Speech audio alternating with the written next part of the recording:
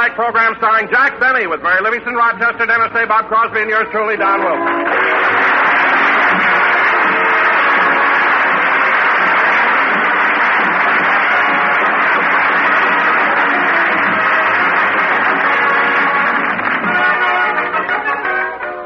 And now, ladies and gentlemen, we come to the last Jack Benny show of the month. It's also the last program of the current series, and as a matter of fact, it's the last show of the season. So now I bring you a man I thought wouldn't last, Jack Benny!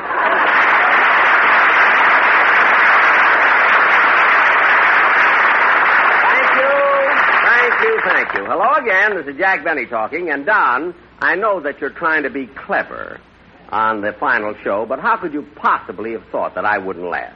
After all, a man my age is just in the prime of life. I guess you're right, Jack. They've been priming you for 20 years.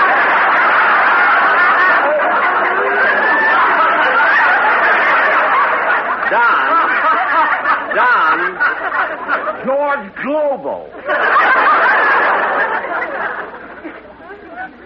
CinemaScope stomach. Now, Don, control yourself. But, you know, you may be right. After all, nobody can last forever. You're sure working on it, Bob. Well, I see we have another candidate for the unemployment insurance. You better watch it, sister. Jack's right, Mary. He deserves a little more respect from us. After all, he's one of the pioneers in the broadcasting business. You're darn right. Why, when I did my first program, there were hardly any radios in the country. And darn few people. Darn few people. Plenty of people when I started. They may have had feathers in their hair, but they were people. Mary, if I were Jackie Gleason, you know what I'd say? One of these days, pow, back to the May Company. If you were Jackie Gleason, I wouldn't have to go back.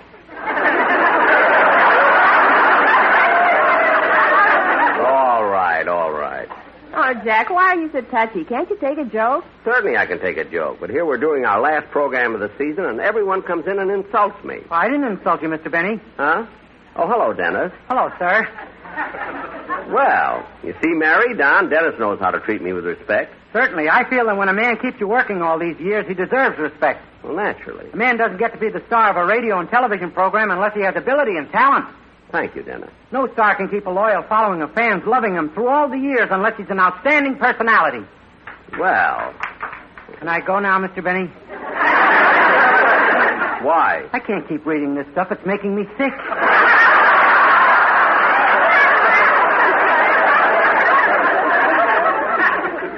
Why did I have to let him go on? Why didn't I stop him when I was ahead? I should have stopped him earlier, like in 1946. Well, it's the last show of the season. What? Oh, well, it's the last show of the season. I won't be seeing him for quite a while. Well, say that reminds me, Dennis. What are you going to do this summer? Well, Don, I'm going to visit my uncle in Las Vegas. I didn't know you had an uncle in Las Vegas, Dennis. Yes, he's married and has a lovely wife and 3 slot machines. Gee, Dennis, I envy you going to Las Vegas. I'd like to go there, but it's so expensive. What do you mean expensive? Last time I was there, I got a room for $2 a day. $2? Must have been an awfully small room. Well, yes, it wasn't too large. As a matter of fact, it didn't even have a bath. Jack, do you mean to say that you stayed at a place without a bath? I didn't need one, Don. They cleaned me before I got to my room.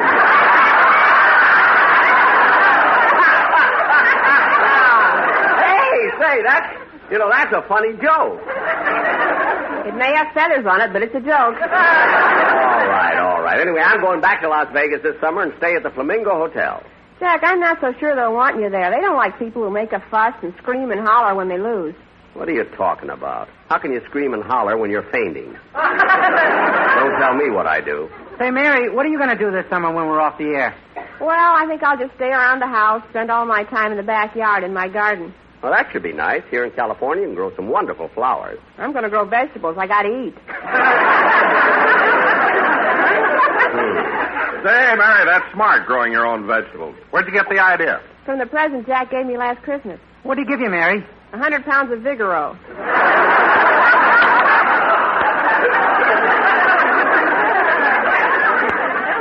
Gift wrapped yet. Now, Now, wait a minute, Mary. I think you're going just a little too far. That's right, Mary. How can you say such things about a man who's so nice, so generous, so nice, so generous, so nice, so generous, so nice? Dennis, turn the page already.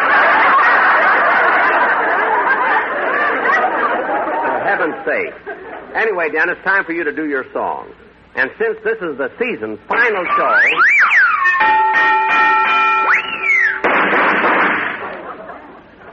Jack, I think the sound man is trying to get your attention.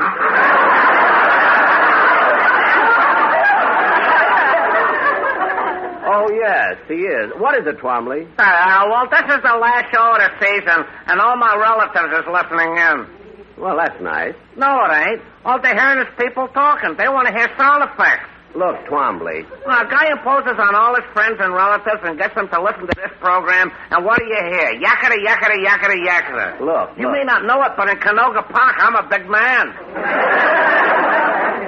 For heaven's sake, Twombly, there are sound effects at the end of the show. Yeah, but all you got is ordinary ones, like a knock on the door, a telephone rings. I want something complicated that'll let me show my artistry. But look... I like them dramatic shows. Can't you do a show like A Tale of Two Cities? This is a far, far better thing I do than I have ever did before. Goodbye. That's the guillotine.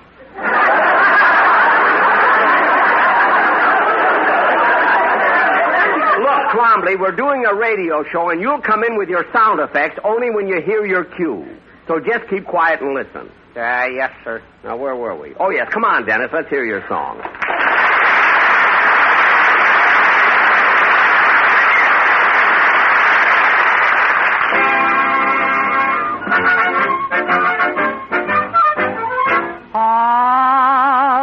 Mickey McGuire, a man of fire, will live in history. He tipped the scales at 99 and measured 5 feet 3. One swing of his right would end a fight, a wondrous thing to see. Oh, Mickey McGuire, that ball of fire, a mighty man was he. When Mickey McGuire went out to fish, he told the greatest tale. He said the fish that got away would break the biggest scale. He'd whittle a tree of hickory, his hook was just a nail. And then he would state that for his bait, he always used a whale. Oh, McGuire, the liar, he came from County Cork. He stopped to chat at the drop of a hat. Oh, how that man could talk, talk, talk, talk, talk, talk, talk. He said that he sailed the 7 seas to find a beach to comb. They made him drink so many toasts he couldn't see for foam. I come from the great explorers, that is why I yearn to roam. The very same night, to their delight, he couldn't find his home. Oh, McGuire, the liar, he came from County Cork. He stopped to chat at the drop of a hat. So how that man could talk, talk, talk, talk, talk, talk, talk. One day when the racers came to town, McGuire told the boss, "Say, if you need a jockey, I'm the greatest one, of course." Believe it or not, he came in first, but still it was a loss. 'Cause Mickey McGuire, the ball of fire, forgot to ride the horse. Oh, McGuire, the liar, he came from County Cork. He stopped to chat at the drop of a hat. So how that man could talk, talk, talk, talk, talk. To conquer the English Channel was McGuire's greatest wish. I'll swim it underwater 'cause I swim just like a fish. He said that he'd break the record, and the people won't forget. He broke the record for staying down. They haven't found him yet. Oh, McGuire, the liar, he came from County Cork. He stopped to chat at the drop of a hat. Oh, how that man could talk. Oh, McGuire, the liar, he came from County Cork.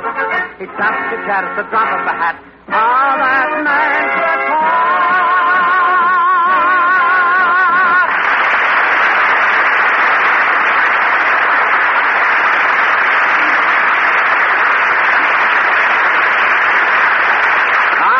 Very good, Dennis. And while I'm on the subject, I'd like to say that although you've been with me a good many years, your voice keeps improving all the time. And on this last show of the season, it's a pleasure. I want to tell you, it's a pleasure to have you on my show because of your talent, your loyalty, and your... How can you read that stuff? Doesn't it make you sick? Go be nice to people. Oh, say, Malin Merrick. Yes, Jack? That was really a wonderful arrangement the orchestra had for Dennis's number. Thanks. I also want to thank you for the discipline you've brought to the band. I've noticed during the last few weeks, right up to tonight's final program, the boys have been behaving much better. And they all... What was that? Remley fell off his stool. Couldn't quite make it to the end of the season.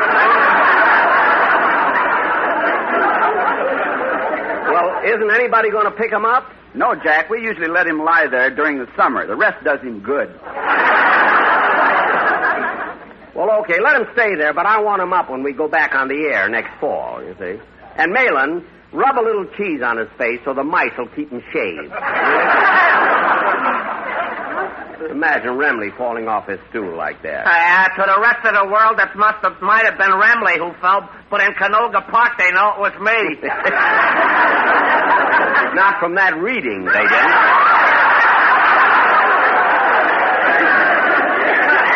Now, look, Quambley, this is your last warning. I don't want any more talk from you. You're a sound man, so all we want out of you are sound effects when we give you the cue. Yes, sir.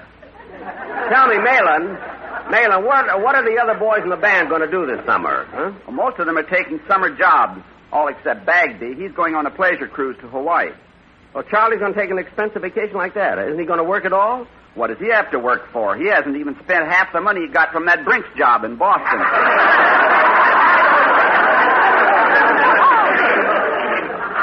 Malin, how can you say a thing like that about Bagby on the air, even in jest?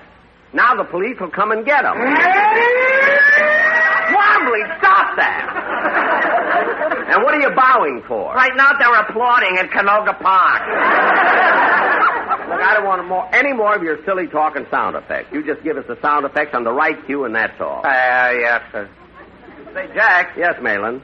Since this is our last program, the boys in the band chipped in and bought you a little gift, and they selected Sammy the drummer to make the presentation. Come over here, Sammy. Okay, Mellon. Mr. Benny, on behalf of all the boys in the band, it gives me great pleasure to present you with this token of our esteem. Well, thanks, Sammy. Thanks a lot, fellas. Let me see what it is. Oh, isn't that nice? It has my initials on it, too. Yeah. Just what I've always wanted. A monogrammed ice cube.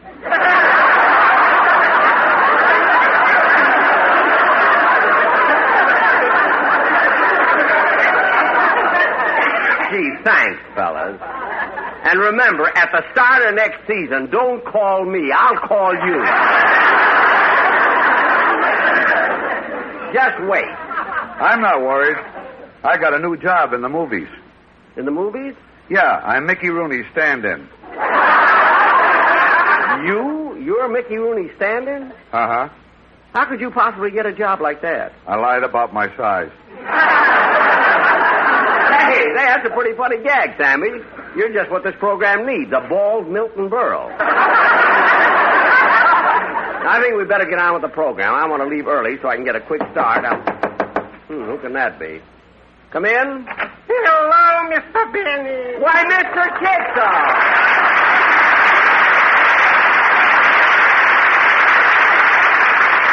Mr. Benny, pardon my intrusion, but I just dropped in to say goodbye. Well, that was very nice. And wait a minute. How'd you know I was going away? Of this I was ignorant, but I know I'm going away. Oh, really? Where? I'm going to Europe to visit my relations. Oh, that's wonderful. What country do they live in? Ireland.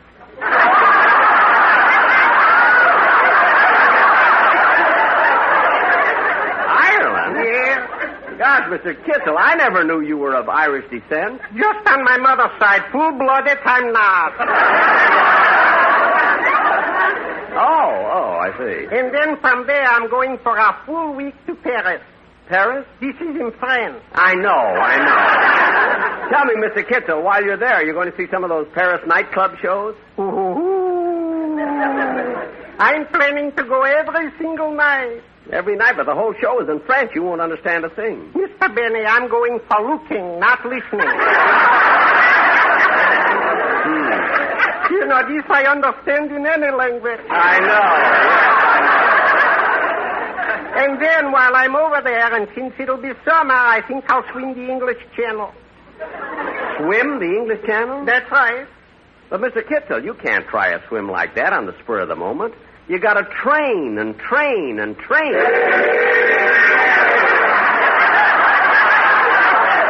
He's right, now leave it on track 5 for Anaheim. Let's go stop. And cool. Now, Twombly, cut that out. Come on, girl.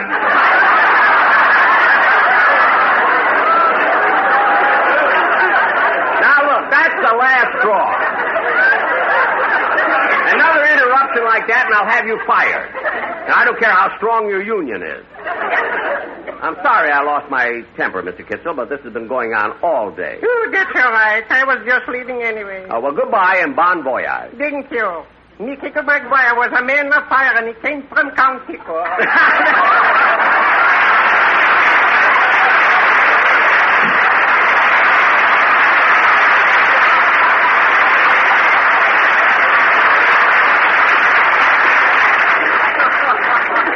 Now, kids...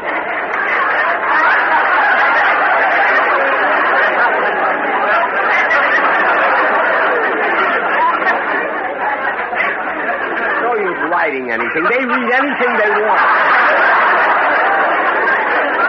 Now, kids, as I was telling you, I want to get an early start on my vacation trip, so I'm going to call... Oh, wait a minute, Jack. Wait a minute. Hold it. Oh, what is it, Don? Well, before you leave, I want you to hear the commercial the sportsman and I have prepared for the last show. Is it a good one, Don? Yes, it's the boys' farewell to you because they're going to Europe. Oh, to Europe, like Mr. Kitzel. All right, fellas, let's hear the song.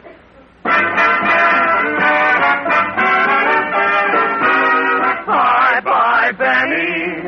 We'll miss you, Mr. Benny. Dry that tear from your eye. When we're in London, we'll try not to walk in the fog. It's almost as bad as our own L.A. smog. Bye-bye, Benny. Thanks for the new halfpenny we have borrowed to send. We'll buy some crumpets and tea. If the crumpets are for free, but somehow, Benny, we'll get by. We've got Luckies, those better tasting Luckies, and enough for a friend. We'll tell them Luckies are round and so firm and fully packed. A Lucky is made of that fine light tobacco. Oh, I say, old chappie, you'd make me bloomin' happy if you'd spare a Lucky Strike, eh, what? And every Frenchman would love to have a carton of those better tasting Lucky Strikes. Vive la Lucky! You can travel in style. A Lucky keeps you smiling, lives a toasted cigarette. That's right. Light a Lucky. It's light on time.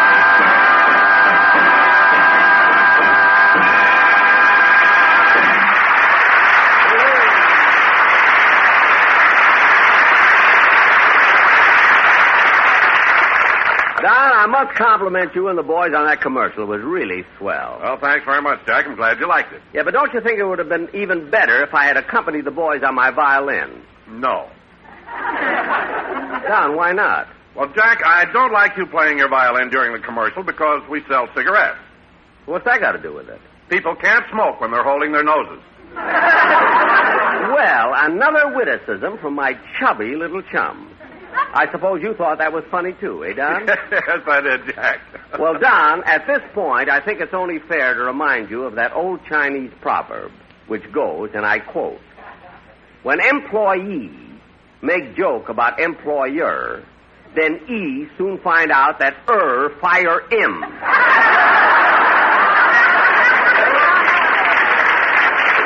So watch it, kiddo.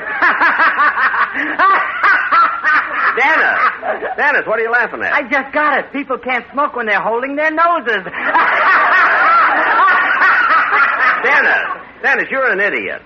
Only on my father's side. Full-blooded, I'm not. All right. Now, everybody keep quiet. I want to call up and have my car sent around to the front of the studio so I can get right home. Say, Mabel, what is it, Gertrude? Mr. Benny's line is flashing. Yes, Mr. Benny. Yeah, I'll tell him. Goodbye. So what does he want? He wants I should call the parking lot to let them know he's leaving soon so they can get his car ready. Well, ain't he an eager beaver? What's he in such a hurry about to get his car? He always does that. It takes 15 minutes to get the boiler hot. You know, Gertrude, I don't understand him. He's such a big star. Why does he drive around in such an old jalopy? Well, that's because he's so sentimental. Oh, he loves the car? I loves money. I know that, but I can't understand why he keeps saving all the time. Hasn't he heard that famous expression, you can't take it with you? He's heard it all right. But he thinks he's worked out a system to get around it. Well, how? He had a tailor sew pockets in his skin.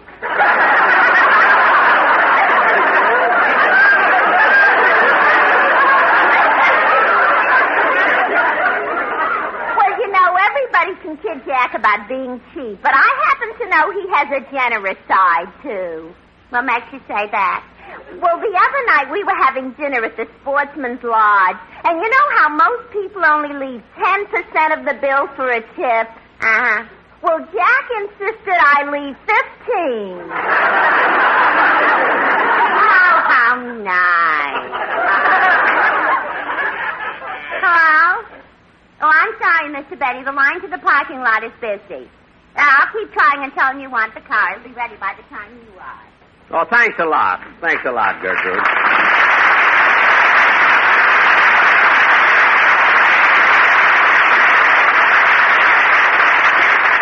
Well, kids, the program is nearly over. And it looks like we've come to the end of another season. At a time like this, I can't help feeling a little sentimental. Even though we may have kidded each other and had petty squabbles, I don't think any other performer has been fortunate to have so capable a cast. Well, thank you, Jack. I also want to thank my writers, producer, engineer, and all the members of my technical staff. Also, as I turn around and look at you fellas sitting up there on the bandstand, it gives me a feeling of pride and warmth to see your faces smiling down at me. And to see Remley's face smiling up at me. I feel that the success of this program has been due to the fact that we've all worked together as a big, happy family. That's why we've always been right on the mark. That's why we've never missed the boat.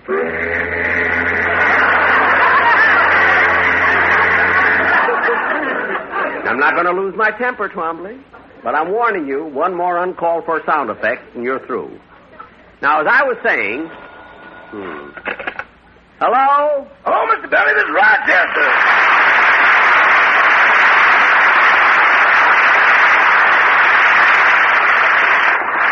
What is it, Rochester? Nothing important. I just wanted you to know that I've got all your things packed and ready for your trip. Good. You put in all that stuff in my medicine chest? Yes, sir. I packed your nerve tonic, stomach tonic, liver tonic, blood tonic, and tonic. Tonic? What have I got that for? In case any of the other tonics feel run down, that's what they say. Well, Rochester, did you pack my new gray suit? No, sir, it's dirty. I'm going to send it to the cleaners. But I want to wear it tomorrow in Las Vegas. But, boss, that gray suit doesn't give enough contrast with your golden curly locks.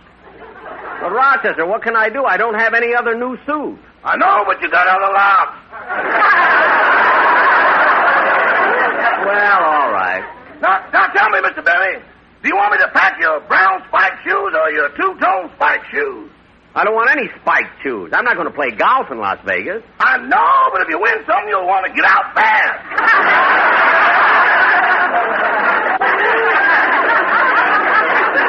Gee, I didn't think of that. Pack the brown one. Yes, sir. And, Mr. Benny, I think you ought to get some new luggage. This bag you got here is old and it looks awful. Rochester, I'll have you know that bag is genuine cowhide. Oh, boss, this is cowhide. Well, only on its mother's side. Full-blooded it's not. Now, Rochester, I hope you memorize that nightclub act I taught you. As your agent, I've arranged for an audition for you at the Flamingo, and I think I can get you booked in there. I know, and I appreciate it. Only what? Well, I read that contract I've got with you. What about it? Ain't I supposed to get the 90%? Rochester, I'm putting the rest of that money away for you to use as a nest egg. Well, push the hen off. I'm hungry.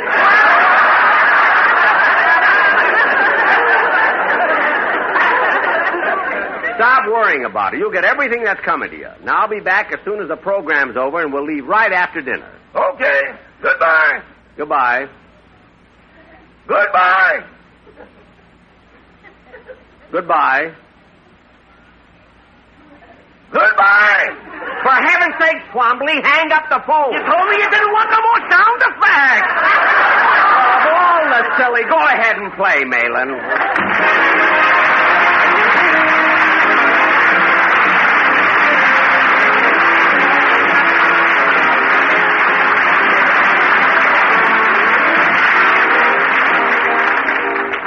Jack will be back in just a minute, but right now, here's a suggestion for you. That's a grand idea for a pleasant Sunday evening at home, or any time at all when you want to really enjoy a great cigarette. Just lean back and light up a Lucky, because every Lucky you light is sure to give you better taste. And here's why. First, Luckies are made of fine tobacco. Lucky Strike means fine tobacco. Light, mild, naturally good-tasting tobacco. And then that tobacco is toasted. It's toasted is the famous Lucky Strike process that tones up Lucky's fine tobacco, brings it to its peak of flavor, makes it taste even better, cleaner, fresher, smoother. So right now, friends, or any time at all when it's light-up time for you, make it a Lucky, the best-tasting cigarette you ever smoked.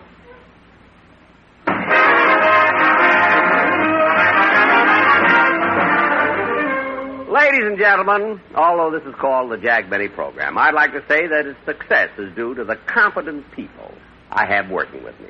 My wonderful cast, the great supporting players I have, my producer, my engineer, my sound man, my capable writer, my fine musicians. How can you read that stuff? Doesn't it make you sick? Good night, folks. See you in the fall.